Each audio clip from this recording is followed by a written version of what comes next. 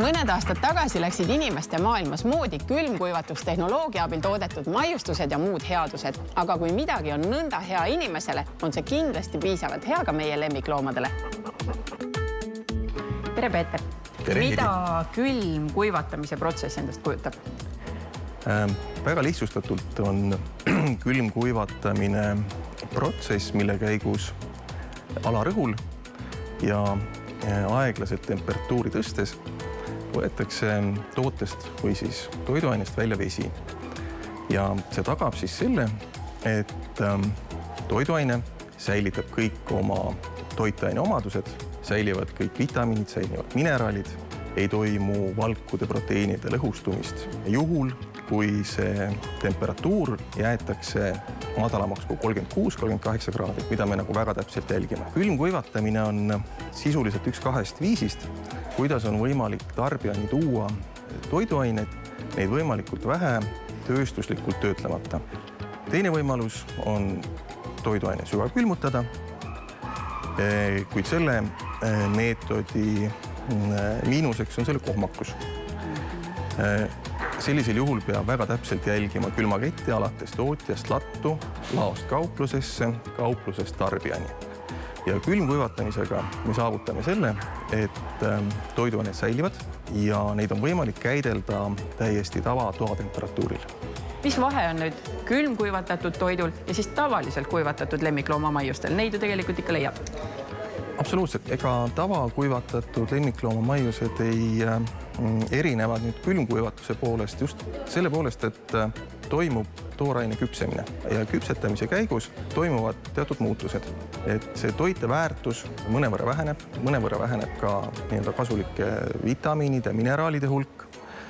Ja mis on visuaalselt kõige suurem erinevus on kuivatatud ja siis külmkuivatatud tootel on see, et kui küpsetatud või kuivatatud toode muudab oma kuju ehk ta kaotab oma mahus, siis külmkuivatatud toode jääb oma mahul täpselt samasuguseks. Vaid läheb siis natuke kergemaks? Ta läheb kergemaks, just.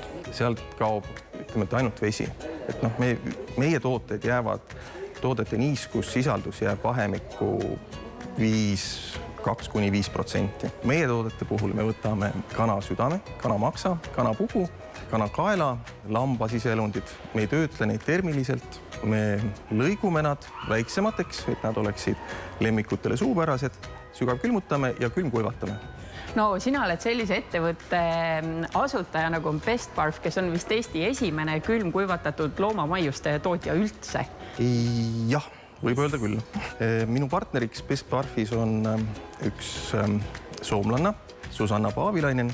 Ja Susanna on olnud kogu elu koerte treener ja on selles maailmas väga pikalt sees olnud. Susanna koerad on söönud kogu aeg töötlemata ehk toortoitu. Ja kuna ta treenib lõhnakoeri ehk treenitakse koeri, kes töötavad narkokoertena, rahakoertena ja viimased aastad ka vähituvastuskoertena diagnostikas. Ja nüüd päris viimasel ajal seoses koroonaga on esimesed koroonakoerad seal koolitatud. Siis oli vajadus luua selline maius või motivatsioon koertele, et nad oleksid nagu väga usinad õppima. Laki, istu, tubli koer. Palun.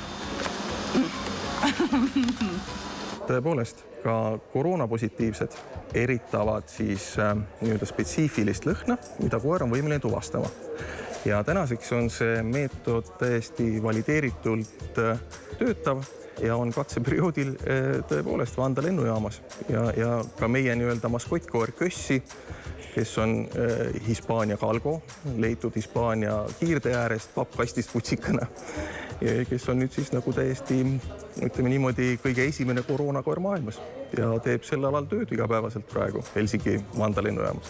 No pole ime, et talle antakse puhast ja väga kvaliteetset ja ka väga toitainete rikast maiust.